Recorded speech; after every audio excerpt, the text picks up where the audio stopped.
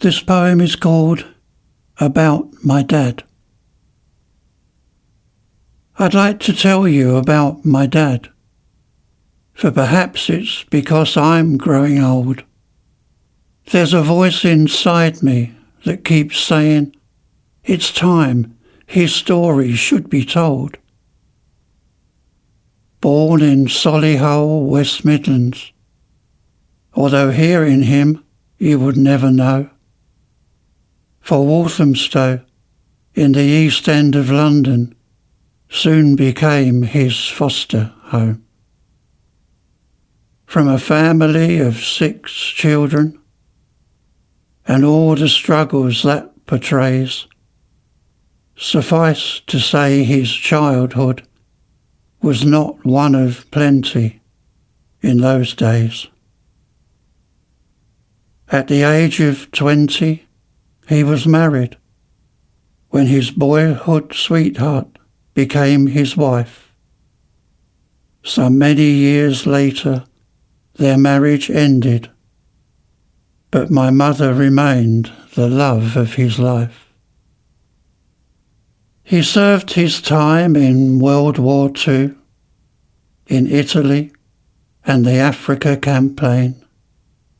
His lasting comment was the wish he would never see such scenes again. He was no stranger to the factory floor, often taking more shifts to make ends meet, to provide for our family however he could, to give the best start in life to my brother and me. Yet never once did I hear him complain or bemoan the cards that he'd been dealt. If he did feel down and disillusioned, he never burdened us with how he felt. I owe my dad my love of Speedway. As a boy, he took me to Haringey to watch Vic Duggan and the racers. I can still see us there in the crowd today. He loved almost every kind of sport, himself a mean darts player in his day. The two of us spent such happy hours watching any sport that came our way. He had his peculiarities. Any time we took him out to dine, whenever it was on the menu, he'd choose the lamb shank every time. He loved to solve his brain teasers, word searches and Sudoku too. Buy him a book of crossword puzzles, he'd devour it within a day or two. There are some times I ask myself, could I have done better as a son? Should I have been more understanding? So many things I should have done. The answer is, of course, I could. I could have given him more time, told him more often that I loved him. But too late now.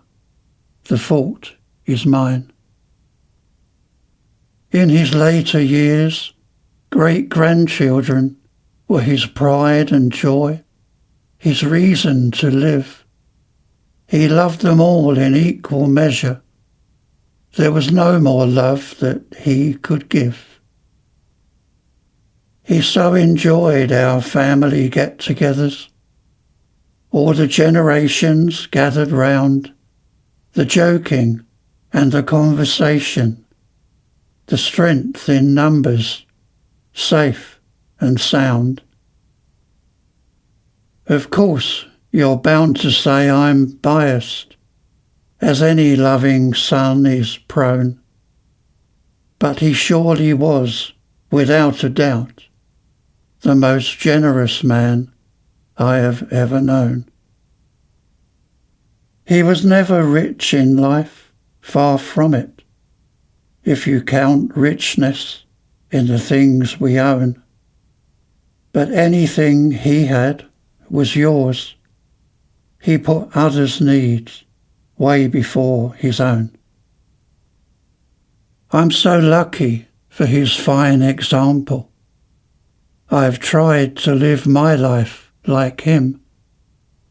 When I think, what would my dad have done? That's a pretty good place to begin. He lived to the age of 93, until the years finally took their toll. I thank him for a life well lived, and pray that God will rest his soul. My dad never spoke of a faith in God, but I can't believe that chance has gone. That's not the God that I believe in. He is with him somewhere, looking on.